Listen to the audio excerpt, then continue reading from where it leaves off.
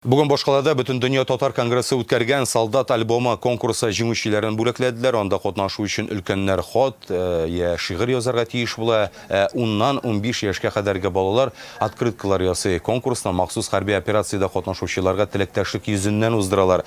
Иҗат эшләрен аларга җибәрәчәкләр дә бәйге 1 февральдән 19-на кадәр бара. 235 эш кабул ителгән, 23 җиңүче дип табыла. Аларга истәлекле бүләкләр һәм әлбәттә дипломнар тапшырды.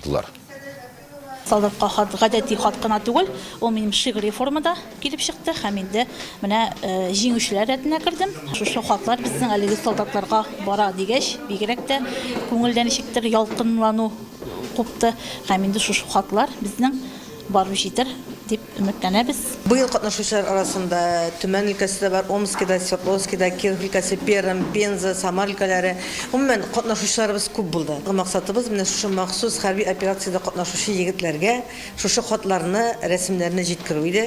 Без аларны менә Фәрештәнең алтын куллары дигән шушындый волонтерлар оешмасы бар. Аларга тапшырдык һәм без беләбез, без ышанабыз, Алла бирсә, безнең менә бу рәсемнәребез анда яшәүче, хезмәт итүче егетләребезгә барып ирешерләр һәм туган якның җылысының бер генә кыйпылчыгын җиткерә алсалар да без шат булыр идек.